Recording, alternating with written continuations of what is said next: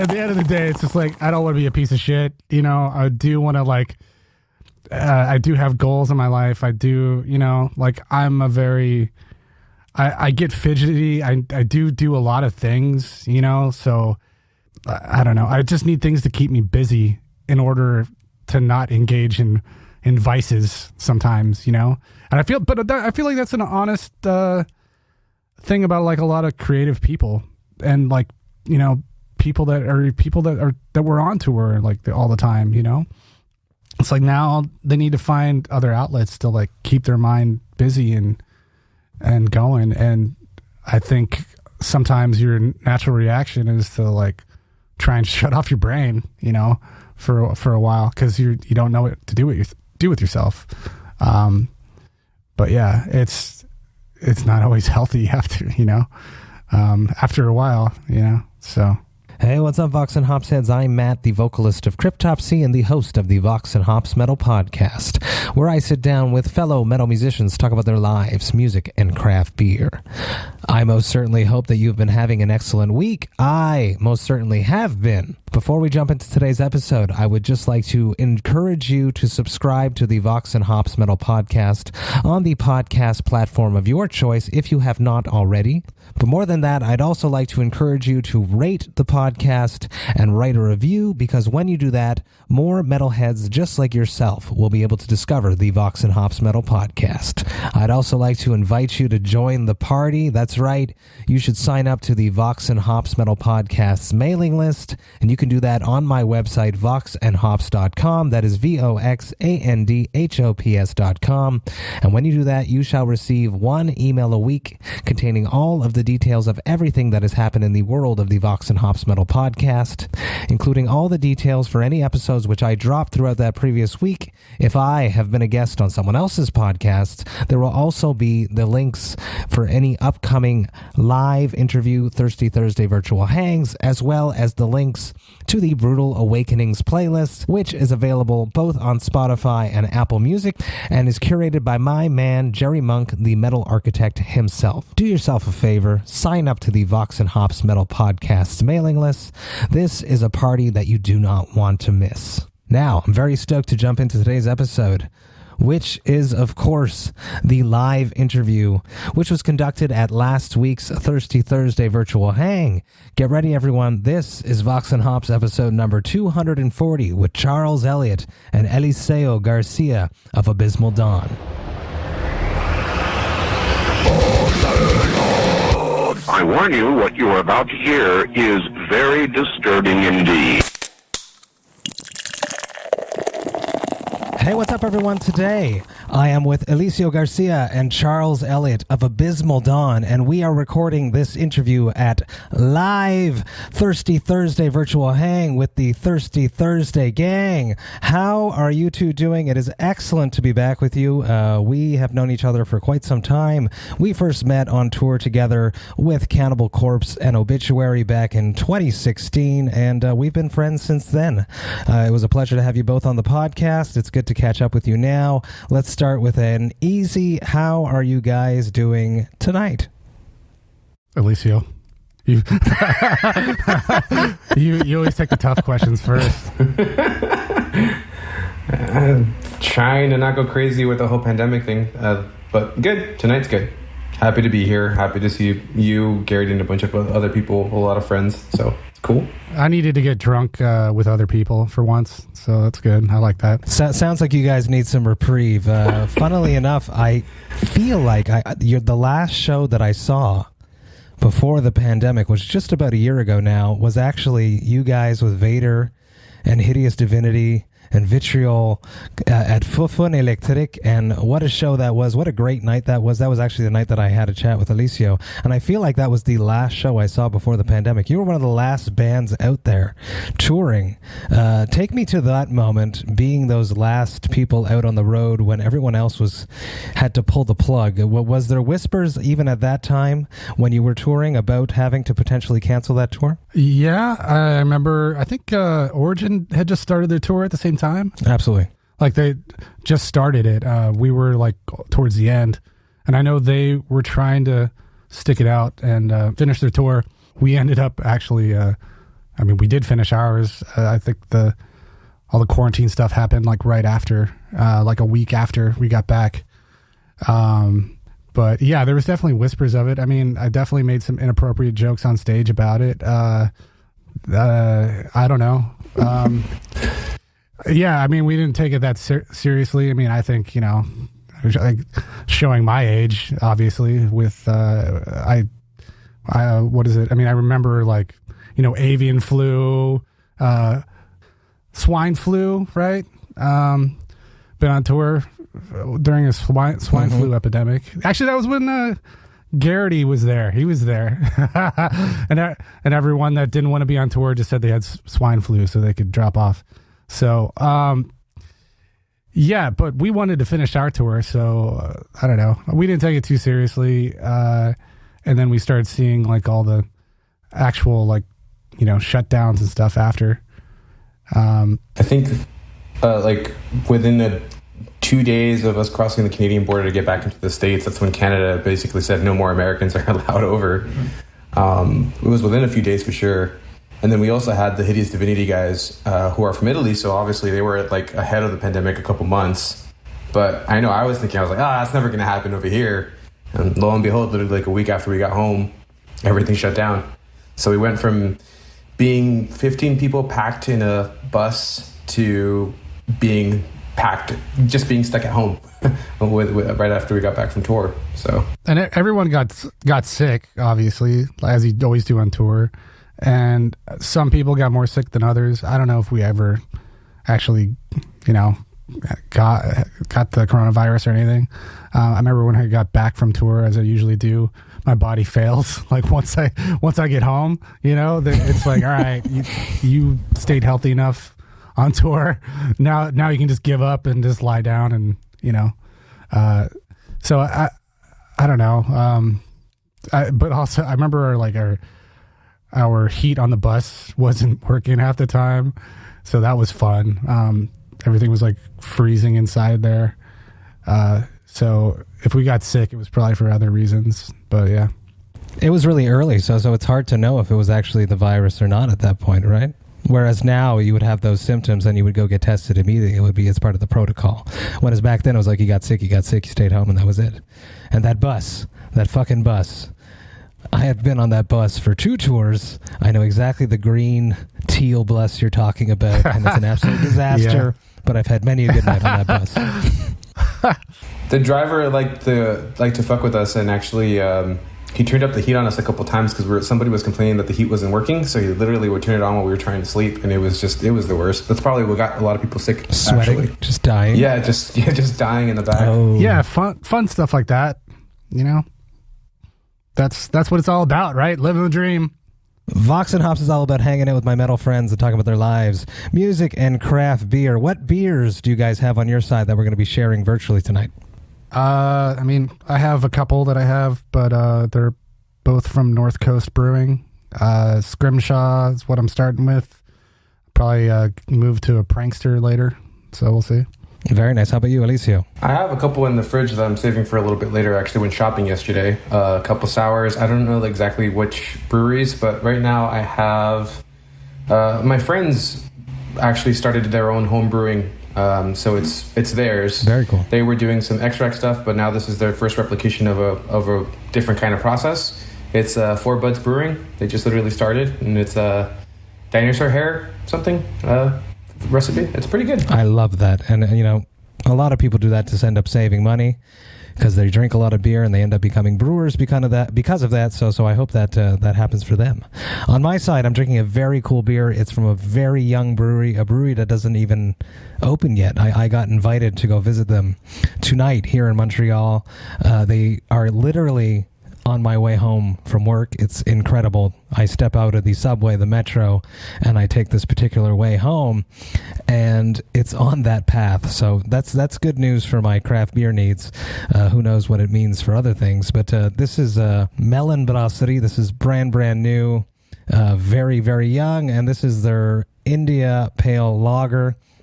It's been double dry hopped. It's like a hybrid type brew, and it's been double dry hopped with Motueka and Nelson Sauvin. I had some at the place. I decided to use some tonight because I'm just so excited that they decided to invite me to experience this new young brewery. Very exciting. I'm going to crack this. I'm going to pour this out. As I do that, I would like to hear about, since our last chat, have you become more of a craft beer enthusiast? Has being a VOX&HOPS alumni made you more of a hophead? I don't know, man. Ever since I grew this beard, I just drink IPAs all day. That's all I do. I don't know. More of an enthusiast. You should have worn your PBR. Oh, outfit. dude, I thought about it. I don't know if I ever told you. One of my birthday celebrations, we did a brewery tour in San Diego, and I happened upon a bunch of free PBR merch. So I dressed head to toe like an asshole on the tour with just like PBR wristbands, socks, headband or something, and like glasses and a shirt and just the whole fucking nine. And I remember a tour guide saying something though, like he's like, "Oh yeah, it's Mr. PBR. Yeah, he taught a lot of the brewers on our tour how to brew." I'm like, "Really? This is just a fucking joke." Like I wasn't taking this seriously at all. And I remember we ran into like some tourists from like Australia or something on that, and they were sitting next to us, and I felt like kind of ashamed, like I looked like the typical like American douchebag on there, and I had to be like, "No, but it's a joke. Sorry, like, you know, hey." But yeah, they didn't get it anyway. That's killer. How about you, Eliseo? Have you become more of a hophead since you've been a VOX&HOPS alumni? Definitely like experimenting more, but I can't say like I can't say that I know all the everything that goes into brewing or anything else. I find it interesting, but I'm the kind of person that when I invest myself into it, like I want to dive in, and I don't have that kind of time for it, so I kind of keep it at bay. I used to go to like a lot of brewery festivals, or like festivals. I used to go to that vegan beer fest that they have in LA all the time. And that was fun. I learned that beer wasn't vegan. That was interesting. Not all beer is vegan. But anyway, yes. Yeah, fucking lactose is milk sugar, dipshit. Right on. See, that's why I have you around. There's that, as Garrity, our scientist. No, but you know, most beer is vegan, but I think, you know, like a lot of like stouts and like English ales and stuff like that have like fish oil and other things like that. So yeah. They use a piece of the fish bladders to filter the beers is really what makes most beers not vegan. So most really clear beers use a piece of fish in it, which is why they're not vegan. Gotcha. Let's dance into, you guys had just dropped a record right when all this happened. You guys are on this high. The Vader tour was super killer. And then there's this lull. How have you been filling the void of performing on stage? For myself, I'm very lucky that I have these interviews where I get to hang out with you guys and ask questions before we start. I always wonder, did I prepare enough? Am I, you know, I get that same little pre-show jitter. How do you guys fill that void? That's a tough one to answer. I'll give you some time. I'll talk about this beer that I just cracked, this Mellön Brewing. They brewed it out of Avant-Garde because their brew system is still not in operation. They're waiting for their permit. It's crazy melon on the nose, this India Pale Lager. And crisp and delicious. Cheers. Okay, how have you been filling the void? Eliseo, Charles, you guys have been up to something to keep you guys going. You go first, Charles. Wallowing in self-pity, drinking a lot. No, I don't know. I've been doing like a lot of recording and mixing for bands, stuff like that. Recorded a project for Max Cavalera and his son Igor recently. Stoked that's coming out. With Zach on drums. Yeah, there you go. Go Ahead and Die. Yeah, from True Brewing, another VOX&HOPS alumni right there. That's fun. Yeah, he showed up with some beers. Keep me. Yeah, of course he did. It was great.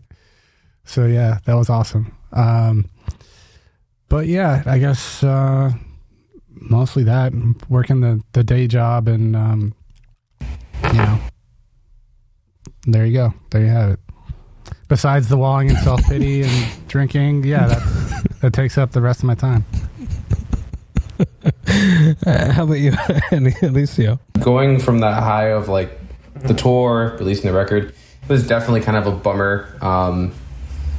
Like we worked really hard on the record, and obviously it becomes very difficult to actually do any kind of touring for it, or that's really the last way to get out there. So that was definitely a bummer for everybody. I've been filling the void by same thing as Charles, wallowing in self-pity, but also just focusing on work and trying to kind of build healthy habits as much as possible with the current reality. But that's really kind of it. Yeah, I started jogging recently. That's and less wallowing in self-pity. I don't know. I guess after a while you get over it, right? I like that. Talk me through that morning or the afternoon. What went through your mind as you were lacing up your sneakers before hitting the pavement? What was that? It's like, Jesus, I'm fat. I didn't work out. That was basically it. No, I don't know. Yeah, man, like this whole fucking year, man, it's just cooped up and, trying to reflect and not sure what to do with your life. I mean, we've been like touring and, so used to like going out there and hitting the road for a couple years. And, then you don't have that anymore, especially after like taking so long to write a record. And it's pretty fucking devastating, like, to be honest. And then you got to figure out what, then you sit around, you're like, well, what do I do with my time? I got all this free time. You have all this energy and you need to figure out how to use it constructively. But like for the first couple months of it, you're like, well, whatever. We got a first couple months of like fucking around and being indoors. It's cool. Like drink for a while. But after a while, it's like, all right, maybe this isn't going to like change anytime soon. And maybe these are turning into unhealthy habits. So you got to like, maybe be a little bit better. As I say, as we drink beer, obviously this beautiful North Coast Brewing Scrimshaw beer. But yeah, man, like, I don't know. I think, in the new year, I've been trying to like, I took time off drinking for a little bit, to be honest. Just to prove out to myself that I wasn't an alcoholic. And now I don't know. Things are better. I feel like I'm in a better place and, focused on doing constructive things. And but yeah, man, it's been rough. Like I hope that we can get out there on the road again and promote this record and play more than like 2 songs than we got to play live, from it. We'll see what happens, You will for sure. It's all going to come back. But it was a scary year, and at the first, as you mentioned, you were on stage making some jokes that you probably shouldn't have, because who knew if it was actually a serious thing, to it becoming a very serious thing. And it was a scary thing at first. It's still scary now, but there was so much unknown at first, which was really terrifying. And then the year just kept progressing. And then here we are, we sort of see a light at the end of the tunnel. So I think that might be why you're finally focusing a bit more on the positive, because you can see, I got to come out of this better than I was before. That's what I've been striving to do. How do you think about that? Sure. I mean, I just at the end of the day, it's just like, I don't want to be a piece of shit. I do want to like. I do have goals in my life. I do, like I'm I get fidgety. I do a lot of things, so, like, I don't know. I just need things to keep me busy in order to not engage in vices sometimes, and I feel like that's an honest, thing about like a lot of creative people and like, people that were on tour like all the time, it's like now they need to find other outlets to like keep their mind busy and going. And I think sometimes your natural reaction is to like try and shut off your brain, for a while, because you don't know what to do with yourself.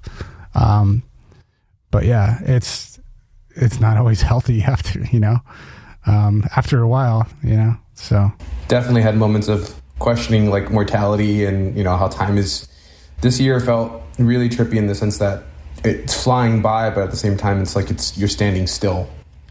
So it was definitely caused a lot of depression for me. But at some point, I got sick of that. And it's just about forcing yourself to get up and keep going a little bit. So, yeah. Excellent. You guys have to work together to keep each other positive and keep moving forward together. Find some goals. I'll just bench press Eliseo every once in a while, like, you know. See, now that's a video that everyone wants to see, and you know, staying in contact with your fans is something that is important throughout the pandemic. As I know your publicist is watching now, so I'm sure she's interested in this question. Is how have you guys stayed in contact with your fans through the pandemic, and what are your goals in the future to keep staying in touch with them? Eliseo just slides into all their DMs and asks them creepy questions. No, I'm just kidding. I'm kidding. Fuck, man. That's a hard one, because we've had a hard time with that, because you know, we get caught up in other things, and I'm a busy person. Eliseo is a busy person. Our main outlet for promoting the band has always been touring. We're not like as big on the social media aspect and stuff like that. I mean, and to be honest, we get kind of, I don't know, like overwhelmed and sort of disgusted with ourselves if that we would have to like do certain things, you know. We get tired of it. I mean, like I have no problem with doing interviews and certain things that, like, this is awesome, you know, we love you, and like just the hangout and all that. But you know, we're not like one of those bands that love fucking selling themselves online all day, you know. It's just hard for us. It just kills kind of the joy of it, and that's part of what's been a little bit depressing about this, is because, you know, we don't want to do those types of things, and we're like, man, maybe we should be more active online or whatever, but then it starts feeling like a job, and we feel like a bunch of fucking doofuses. Like, I don't know. Not just that it feels like a job, but it just, that line of like, when do you not feel genuine anymore, right? Like, where it's just seeking attention. It's a little hard to cross that, and I think that's what we struggle with, to be honest with you. So we definitely try to find ways to stay engaged. Like Charles did the Slay at Home Fest, where he played with Dirk and Steve DiGiorgio. So did the tune cover. I did it with Frank and Zach, actually. And we're just trying to find creative ways that still feels genuine to us. But that's also difficult, because it's not difficult, but it's just there's so much content out there. So it's the challenge of being genuine, but also making sure that it's impactful, and that's where it's a little hard. Absolutely. You mentioned that you only got to play 2 tracks from the new record on that Vader tour. What are some tracks from that record that you wish you could play and bring to the fans? Fuck, honestly, all of them. We worked so hard on that record that all of them were meant to be played live, you know. We're also just a little sick of playing old stuff. Yeah. No, but we definitely all of them. If I had to pick personally, probably like Soul Sick Nation, and that's definitely one. And I don't know. What if you had to pick one, Charles? What do you think? Mundane Existence would probably be fun. Path of the Totalitarian. I mean, I liked all the songs released as singles, basically. It was a killer album. It is a killer album. And you guys will get time to tour it, especially if you want to go to Texas right now. So let's talk about that a little bit. Let's talk about the states that are opening up. Oh, fuck. Hold on. Our publicist is here. Is this a trap? Hold on. I keep getting myself in trouble recently, but I am curious of when exactly do you think touring will come back? What is your opinion on that? I asked Gary the same question when I had him on. I think you might start. You're probably going to start seeing some shows pop up left and right, like towards the summer, I think. whether it's like Europe or the US. But I think a full tour that is realistic, probably not until next year, to be honest with you. Because there's a lot of other questions you got to consider, like what venues are still in business after all this, and how are the tours actually going to be, managed with the drives and everything else? Like, what's really realistic? What bus companies are still going to be around? Like, it's an entire industry that was impacted. So it's not as simple as just turning the lights back on. At least I don't think so. Think of all the promoters that went tits up during this whole thing. The venues. Everyone that wasn't bought up by Live Nation, you know what I mean? That just are not around anymore. So, I suppose there'll be people to fill the gap. But a lot of bands are all going to want to tour at the same time. There's going to be less venues. Maybe new promoters are like pop up. They're not the most reputable yet. They don't have those relationships built. They'll book the show because they seemingly have the money to do it. But I don't know, man. But it is looking like I'm hoping next year. I guess we'll just have to see. You'll likely see some festivals at some point. I see people talking about Psychofest. I'm really curious if that's going to happen. I hope it does, but who knows?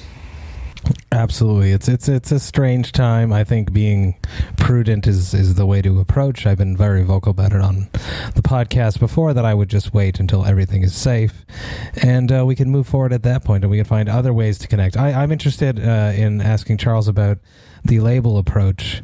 How is the label, I don't know how much you're allowed to talk about this, changed since the pandemic? Well, as the corporate video, instructional video that I watched said, I am not a representative or legal representative of the label, and I cannot talk about these subjects. I don't know, man. What do you want to know? How have things changed? I'll just tell you everything. What do you want? I'm wondering if how much has it changed running a label when bands can't tour it to promote the records? Has it changed that much for the record industry? There's a larger focus on digital.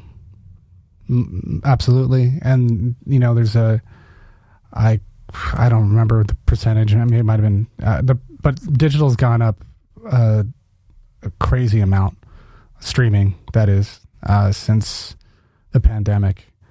Vinyl sales have gone up like 100%, but plants have slowed down and have problems with, their own problems with the pandemic too. So sometimes plants close down there's a lot of problems there too. So it's hard to meet the demand of vinyl right now. Very interesting. One last question from me, and then I'm going to throw you over to the Thirsty Thursday gang. We also have James, the drummer of Abysmal, that just walked into the room. Feel free to say hi to him as well. How you doing, James? Chilling. I've never done this whole shit, so I don't even know if I'm being heard right now. Am I? You're doing good. Okay, cool. I've never been on Zoom. I'm chilling. Yeah, just set up. Woke up late from a good old bong nap. So realized that Toronto time's a little bit different than 4:20 over here, but Oh, it's good to see you. You have not changed. I love it. Let's wrap this up. I don't think I know I didn't ask this to Charles. I'm not sure if I asked Eliseo this question. It happens to everyone every now and then, but maybe a lot during the pandemic for Charles because he said he overindulged a bit. But what is your hangover cures? Greasy food. Hair of the dog can be good. But also, I don't know. Yeah, greasy food, I guess. Like Gatorade or... the Pedialyte thing does okay. Trying to think. I feel like I had other alternatives, but they're eluding me right now. I drank too much. Not right now, over the years, though, yeah. Perfect. I'm so stoked I had the chance to throw some questions at you. I'm sorry if they were tough and heavy, but... it was the way I was feeling it tonight. Raise your digital hands if you would like to ask a question to Eliseo, Charles, or James, and I will allow you to do that. We got Garrity with his hand up first. Go for it, Garrity. Play the fucking dissection cover. That would have been great. Could have fucking ripped that shit. That shit ruled. Also, Charles, sweet fucking mustache. Digging it. Up next, we have Philippe de Vitesse. Hello. How are you guys? How you doing, bud? Man? How you doing? What's up, man? So How you my doing? question, which is not really my question, is because Evan, the after party king of VOX&HOPS, is not here. I will proxy his question for him, so he will thank me later. So, if your band could have a mascot, what would it be, and what would be his name? You are free to think about it, so think about it. I have to give this one to Charles. Charles will. Ah, fuck. No, because then I'm going to say something that's going to get me canceled or something. Let's do something else. Pick someone else. Eliseo, you're a minority. Say something. Well, you're safe. I'm trying to think of like what are the mascots that are like really, really miserable. Yeah, I mean, a bit abysmal. It kind of goes with the personality a little bit and kind of works. But I don't know what mascots are like. The cat. Abysmal cat? Yeah. The Whiskey, right? angry cat. Yeah. Ah, dude, Whiskey. I miss that cat. Charles's RIP. cat Whiskey would be the great mascot. Let's do a shirt for your cat, a shirt of Abysmal Dawn, and you just bring him on the tour or something. That could be fun.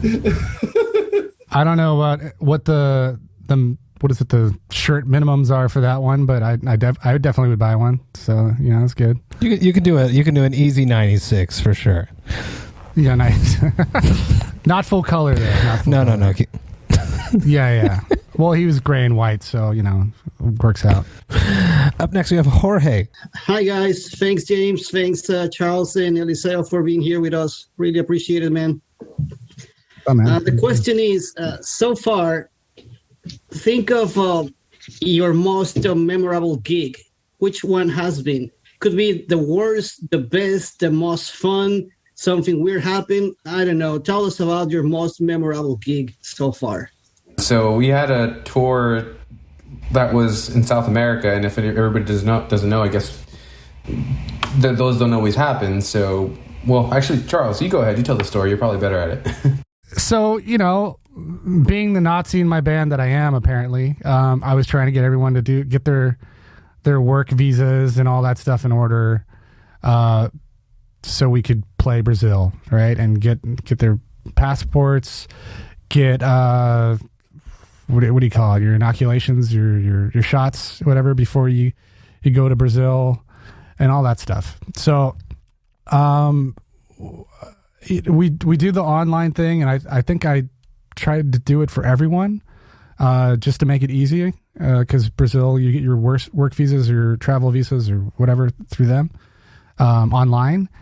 So I think I did it for the whole band, and for whatever reason, mine wasn't approved, but everyone else's was approved, and I didn't know why.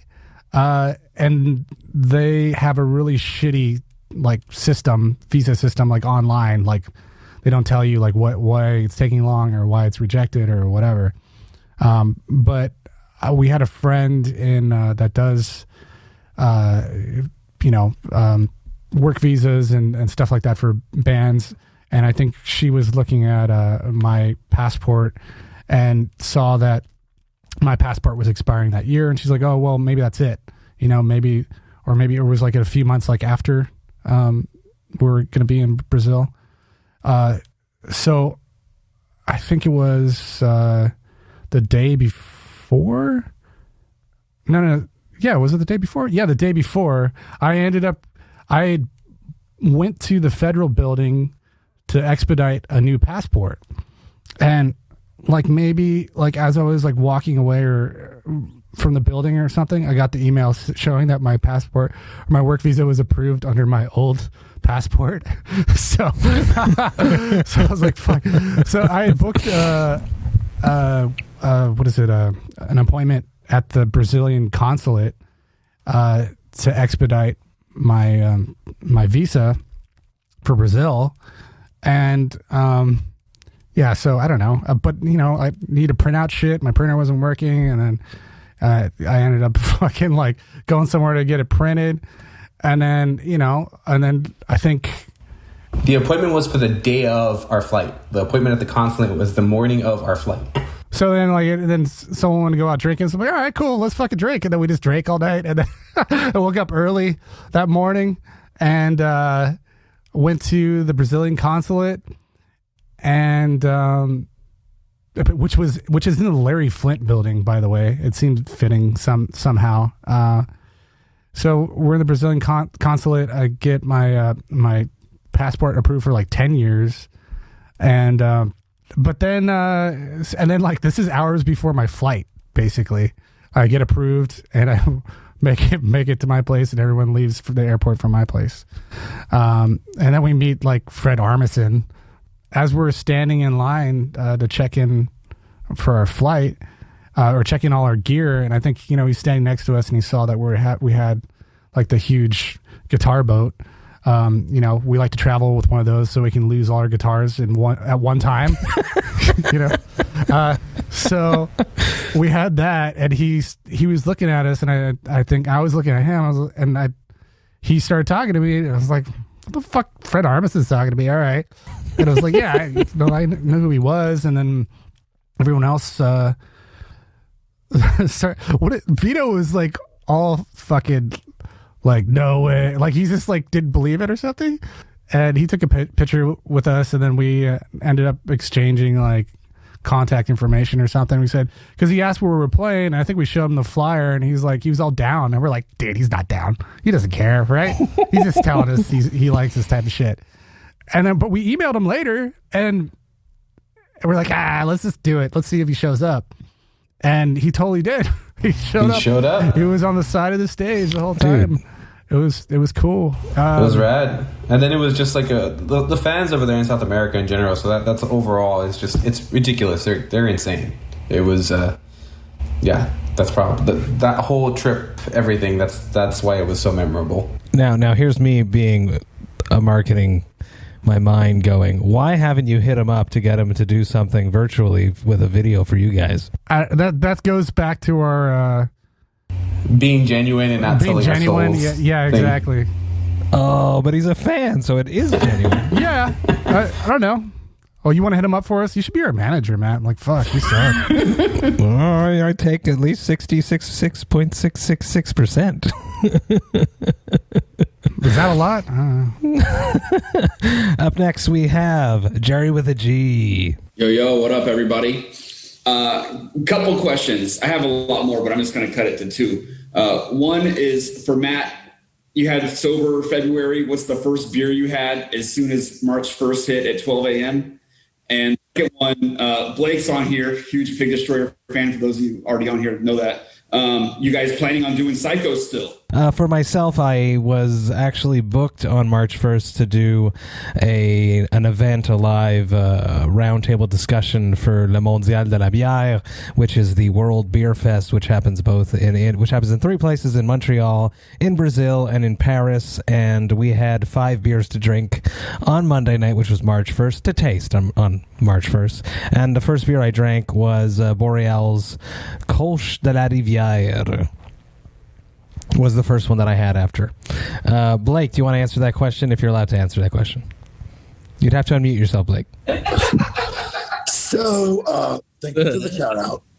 The plan is, yes, we've been trying for years to get on Psycho Vegas. But like someone mentioned in the chat, most of the anchor bands are from overseas, so I really don't know. They have been sort of asking us to promote it, but very minimally. So, it's kind of hit or miss whether it's going to happen. But we are planning on it as of yet. I'm getting my first vaccine on Sunday. The rest of the band is starting to fall in line with that too. So we're going to start practicing old material and new material. So can I ask my Abysmal Dawn question? Go for it. Yeah. So is it true that your original band name was Abysmal Yawn? You can mute me. You can do that, Matt? You have that power? All right, cool. Now, yes. I prefer, was it Abysmal Dong? Abysmal Dong? Abysmal Fawn. Fawn? Abysmal Prawn? Prawn, yeah. Like the shrimp. What else? Abysmal Yawn? Abysmal Blonde? Oh, yeah. Isn't that supposed to be our beer?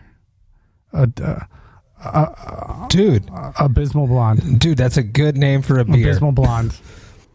There you go. Up next, we have Kate. Go for it. Okay, so first and foremost, I feel like it might be a little too late to say this, but like, don't worry, you guys really can't embarrass us any more than some of the other bands on this label. So just like say what you want.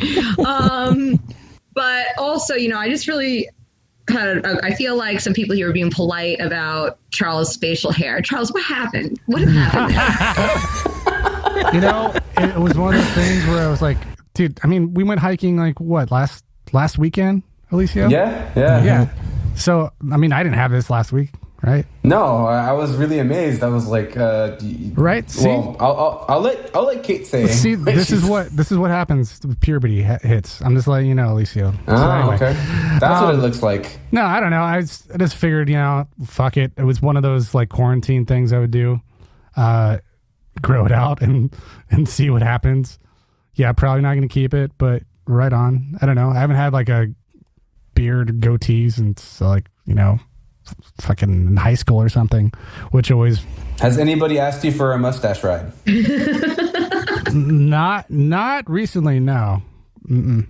Well, I'm just going to let you know right now that if this band is going to deliver photos and you have that going on, then everyone in the band needs to have that. If they were going with a handlebar look, I would appreciate if we all got on board with it. Yeah, right? Because I think I think at one time everyone had a fucking goatee like I did, right? Police. I remember. I can't grow facial hair, so okay. I don't think so. So though it was. Oh, we're the same, Eliseo. I like that. So I guess it was a Scott and Andy area. Incapable. Yeah. But yeah. Up next we have Yellow. But as a preface, I want to talk about a beer from his neighborhood. This is Cinquième Baron, one of Quebec's best young breweries. They started less than a year ago, or just about a year ago. They got top 3 new brewery. Am I correct there on ratebeer.com, Yanai? Yeah, top 3 new brewery in the world. I know, it's insane. And they're killing. This is their Améthyste. Am I saying that right? Yep, Améthyste. And it's killer. This is a New England IPA, 7%. Super hazy, super juicy, super well balanced. Some mango, some tropical notes going on. Just killer. Go for it, Yanai, and feel free to give a little pitch for Metal Minded in your house at the same time that will go into the episode. That feels good to have that shout out. But first off, awesome to see you guys from Abysmal Dawn. Like Matt was saying, I'm from Metal Minded, and we've been doing reviews and podcasts for a year, and you guys were actually one of our first reviews, so pretty cool to talk to you guys. We have Metal Minded in your house coming at the end of the month. We have our first official live stream out of Quebec, pretty much only. We only have one band out of Quebec on the whole lineup, so that's going to be pretty fun. And I feel like my question is not going to be funny like everyone else's, so I feel out of place here asking a legitimate, good question. But I mean, I like to ask my guests on my podcast this question because I feel it's very appropriate for 2020, 2021. But how do you feel a band keeps being in the spotlight? Like, how do you keep a band important during these really hard times? Like, how do you feel a band pushes through all of this crap to be like, yeah, we can still be successful, right? I think that's a problem that we're still trying to figure out ourselves. It kind of relates to the question that was asked earlier about how do we still connect with our fans. Obviously, I think social media is a big part of that. Probably bigger than what a lot of other bands are doing when it comes to like live shows. I don't know, or like online shows. I don't really know how people feel about that, but I think it's a little bit of a combination of both. I don't know, Charles. I mean, define important and successful, I guess, you know. I would say I would use the word maybe even relevant. Like a band stays in the spotlight while being like, you know, even if it's a small band. I mean, what is a good band in 2020, 2021? Releasing lots of content. I was going to say the same shit you liked before. It's still a good band. But I mean, as far as, I don't know, what's constantly in the spotlight and promoted, I don't know. I can tell you. I mean, I know it. Like, it just goes back to what we were saying before. Is how comfortable you are with doing the things that are seemingly required of you in this new age of, you know, not playing shows and just needing to like create content all the time. And that, sorry, I was gonna say that just me personally, I mean, I have a day job. I don't want to be a fucking content creator on the side. I want to make music that I'm proud of and enjoy. And I don't know. I get that that's part of the game, and we still do a certain amount of it as long as we're, I guess, comfortable and feel like we're not selling our souls like doing it, you know? Yeah, like what I mean is like I don't mean that every band has to do it or to stay relevant or whatnot, but have you guys maybe even thought of hiring someone to just take care of that entire part for you guys if you don't like it? We discussed it, but it's like I don't know. We've just never. But would it be genuine to your voice? Yeah, that's another thing. You know, we talk about, all right, so maybe we get someone to do our social media for us, you know? But then like, you still want to approve it and make sure, you know, it's reflecting the band properly or whatever. But yeah. Up next, we have Emily Harris. Hello, Eliseo and Charles. Long time no see.